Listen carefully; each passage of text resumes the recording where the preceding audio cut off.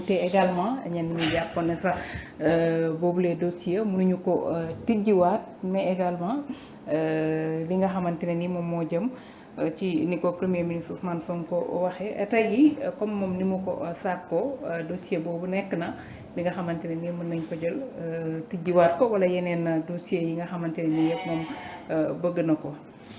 waaw dossier boobu day man day def naa ci article de tey suba. def naa ci article de waaye nag sëñ bi soxna si bëgg nga baaxee ko internet yi. waaw def naa ci article te li ma wax ba tey daa am sénégalais yoo xamante ne dama ne ci wàllum yoon soo jàppee nit ku tudd contumace maanaam bu dee yow xamuloo luy contumace mooy nit ku ñu condamné par défaut en son absence en matière criminelle dafay entraîner ñu tijjiwaat dossier bi ñu amalaat procès waaw soo ko jàppee procès dafa war a am ci wàllum yoon waxuma la ci Sénégal ci wàllum yoon en matière pénale en droit pénal ñu ne lan mooy am conséquence ñu ne le jugement rendu en contumace est annulé les condamnations et les actes sont nuls. L'individu est rejugé. beneen en d'autres termes jugement bi ñu jël teg ko nit ki ñu tuddee ko contumace tuddee ko woon contumace nit kooku jugement boobu il est annulé et le jugement devient sans effet maanaam lépp loo ko tegoon mu am conséquence dafay mel nii musul xew. beneen bi c'est-à-dire que la décision pénale rendue par la chambre criminelle contre Ousmane Sonko n'existe plus dans l'ordonnancement judiciaire du Sénégal c'est-à-dire que daan bu ñu daan Ousmane Sonko ci wàllum Sweet Beauté 2 ans yooyu ferme existé wul sëñ bi existé wul parce que contumace daanu na ñu ne ces décisions judiciaires n'existent plus dans l'ordonnancement judiciaire. Donc, quand la décision existait-il, il y a une conséquence. Donc, le condamné Ousmane Sonko est devenu accusé. Quand Ousmane Sonko mii ñu condamné woon dafay delluwaat doon accusé. Bu delluwaatee doon accusé dafay nekk un accusé d'une infraction criminelle. D'accord? boo xamante ni mu ngi tudd comme ñu ko tuddee woon viol répété et menace de mort. Mais infraction criminelle boobu le sieur Ousmane Sonko est revêtu d'office du principe fondamental boo xamante ni ñu tuddee ko le droit à la présomption d'innocence. Depuis le 28 janvier 2023 date de son arrestation. Cependant, le chargé ou brandir ses condamnations pénalement inexistante viole le principe fondamental de la présomption d'innocence, expose par voie de conséquence à des poursuites pénales contre les auteurs. mooy ñi kon soo sukkandee ci loolu rek di ko tuddee noonu naan yow mi ñu tëj parce que tëj boobu amatul yow mi ñu tëj ay viol wala xawma corruption de la jeunesse soo nekkee di brandir loolu. D'accord wala condamnation boobu nga xamante ni existé wul ci ordonnance judiciaire dans ce cas yow mën na la topp c'est comme tey ñi ñuy ñàpp ni pour détournement présumé nga taxaw ci plateau yi télé nga ne c'est des voleurs mais dañ yoon waxul na c'est des voleurs soo waxee c'est des voleurs tu violes leur droit à la présomption d'innocence alors que di yow jamono jooju yoon waxul kenn sàcc nga yoon daf ne dama jàpp ne yéen da ngeen def lu yoon tere. ñu ne ces derniers s'exposent dangereusement ouvertement délibérément et par ignorance soit ñiy wax loolu dañoo xamul wala ñoo ko tey wala ñoom xamuñ ne ñu ngi exposé wu te exposition boo xamante ni mën na leen topp saa su ne parce que dañuy courir les risques de poursuites judiciaires et des sanctions pénales ñu ngi risque ñu topp leen mais ñu ngi risque ñu daan leen. En somme, l'arrestation de l'ancien contumace Ousmane Sonko devenu actuel Premier ministre marque un retour à la situation antérieure au jugement par défaut le fait ñu jàpp ko. ñu jàpp waa jooju tudd Ousmane Sonko mu nekkoon opposant ñu tuddee ko contumace duñ ko jàppee jamono jooju le 28 juillet 2023 jamono jooju jàpp boobu dafay indiwaat mbir mi ñu commencé ñu ñëwaat à la case de départ d'accord avec la possibilité d'un nouveau procès et d'un réexamen de la situation de l'accusé qu'il fut mooy kon dañuy càmbaraat mbir mi comme si mosul exister ñu recommencer waat à zéro atte bi dañuy atte léegi nag c'est comme amnistie tey suñ ko tëggee ba voté ko mu nekk loi de la république benn magistrat sañul topp nit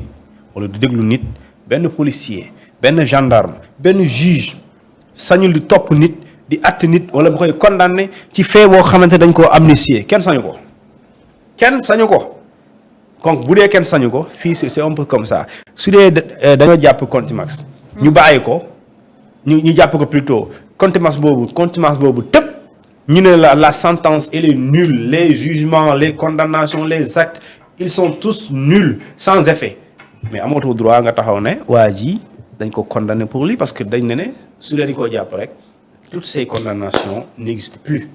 donc quand il n'existe plus munoo wooyee nit ki dañ la condamné pour lui sinon boo ko waxee mooy yaa ngi koy tooñ parce que dès l'instant yu jàpp ko bu doon mbaxana la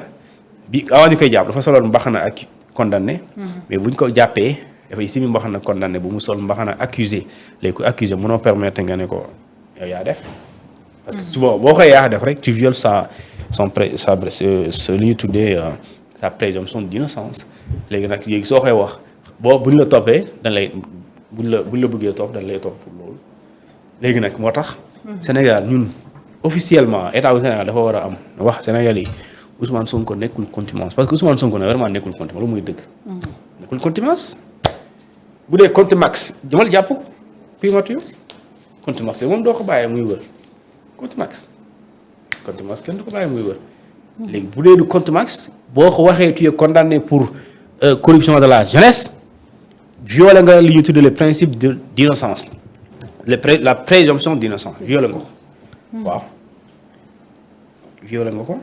parce que code de procédure pénale moo wax loolu daf ne si le contumax vient d'être arrêté ou bien s'il se constitue prisonnier que yoon la sentence le jugement la condamnation tombe de plein droit tout ça c'est anéanti tous les actes c'est anéanti tous les jugements c'est anéanti en quelque sorte anéanti mooy nul supprimé existetul léegi lu ñu supprimer comment tu peux fonder ci lu ñu supprimer pour wax pour commentaire waaw lu ñu supprimer. kon day mel ni toppeetuñ ko dara non daanuñ ko dara. daanuñ ko ci dara. léegi nag léegi bu dee daanuñ ko dara day mel ni daanuñ ko dara ñu ne léegi liñ ko toppee woon day ñëwaat ñu wax ci loolu léegi soo koy toppaat ci wax ci loolu kooku nekkatul accusé nekkatul condamné c'est un accusé. moom moo koy toppaat wala kii yóbbuwoon dossier bi ci yoon. yoon moo koy def. yoon mooy réouvrir dossier boobu parce que dañ ne. dañuy procéder. à un procès à une réouverture à un rejugement d'accord. dans les mêmes conditions par la même chambre. la même chambre criminelle c'est elle qui doit statuer sur ça maintenant quand elle doit statuer mais ku war a àtte kay mooy kon amatul décision. léegi nee na dafay attewaat léegi comment tu peux maintenant lu ñu annuler ñu ne la dañuy annuler lii lañ téye woon mais yoon nee na un contumax dafa am intervalle. c'est entre date bu ñu la condamné ak date bu ñu la jàppee loolu jamono di intervalle boobu ngay nekk contumax léegi suñ la jàppee désormais tu n'es plus contumax léegi tu es quoi tu es accusé d'une infraction criminelle. Donc, tu es revêtu du principe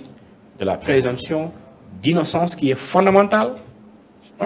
léegi nag soo violé principe boobu yow mi ko violé naan diw sàcc la wala diw def na lii def na lee jamono jooju yaa nga xam nga bañ ko xam tu t'exposes à des poursuites tu t'exposes à des risques de sanctions pénales. loolu boo xamee loolu la soo xamul aussi loolu la léegi soo waxee nag dañ ko condamné woon pour tel kooku moom vraiment waxoon ne dañ ko condamné kooku tu es dans le passé mais soo waxee dañ ko condamné mais condamnation mooy existé tout elle n'existe plus amul fooy dem ci téere Sénégal nga war ko fa gis doo ko fa gis de parce que existeetul léegi nag li ñu war a def nag def na si la contumace n'existe pas jugement mu dafa war a amaat si la contumace existe on maintient la sentence dañuy maintenir condamnation bi mais bu dee dañ ko maintenir aussi ferme lañ ko dóor 2 ans non Sénégal ñun ñu ngi si situation boo xam ne kenn xamul nu ñu koy réglé kenn xam ko lan moo ñu yóbbu ci boobu situation lu ñu yóbbu foofu justice bi nga xam ne ministre di interprété fii lu di wax loolu lu waa waxul nee na ministre bi wax loolu procureur wax loolu te loolu vraiment yoonu Sénégal waxul loolu yoonu Sénégal lu mu wax dafa maam daf ne de la contumace ki ñu jàpp contumace si le contumax vient d'être arrêté la wax première condition s'il se constitue prisonnier deuxième condition il y a pas troisième deuxième bi ñu ne léegi su boobaa bu dee dafa dañ koo jàpp wala mu indi boppam dans tous les cas ñaari yooyu moo war a tax contumace daanu léegi ñoom bu indee boppam wala nga jàpp ko léegi yow li nga ko tegoon ci daan d'accord loolu yëpp day daanu léegi ñu ne bu daanoo lan la ñu ne dañuy recommencer àtte bi kon kay bu ñu la recommencer àtte bi dañuy considérer ne waa ji li ñu ko daanoon existeetul parce que contumace loolu moo tax mu ñëw léegi ñu ne la léegi da ngay ñëwaat léegi bu ñu lay àtte da ngay fekkewaat parce que day fekk yoon mu ngi la téye parce que contumace mooy ku ñu gisul wala ku ñu mënul accessible ci moom maanaam il est inaccessible il est injoignable léegi nag ñëw na il est accessible parce que mu ngi say loxo s'il se constitue prisonnier mu ngi sa loxo s'il vient d'être arrêté mu ngi say loxo allez kooku si tu es entre les mains de la justice mooy kon kon mënatoo tudd contumace parce que contumace mooy ku ñu condamné te jàppuñu ko nekkul à la disposition de la justice léegi mu nekk à la disposition de la justice ñu ne non il est arrêté pour d'autres faits et la loi ne parle pas de ça la loi dit simplement s'il vient d'être arrêté ou s'il se constitue prisonnier waxul s'il vient d'être arrêté pour d'autres faits waxul loolu daf ne s'il vient d'être arrêté et là on a fait dire la loi ce qu'elle n'a jamais dit elle n'a jamais dit s'il vient arrêté dans une autre affaire waxul loolu daf ne s'il vient d'être arrêté ou s'il se constitue prisonnier Ousmane Sonko ne s'est pas constitué prisonnier il a été arrêté le 28 juillet 2023 à 15h xaw ma ban heure vendredi depuis vendredi 28 juillet 2023 jamono jooju mënoo ko tuddee contumace il est accusé dans l'affaire Adji Sarr Ousmane Sonko dëkk bi daal xëy na ñu régler ko vite fait xaw ñu koy régler de du neex a régler de waaw du neex a régler kaw si du neex a régler nag mën nga bind loolu mu dëgër li mu jur moo bari ma ne li mu jur moo bari dañuy ñëw ci li nga xam ne moo jëm ci mbirum procureur ñu ci bari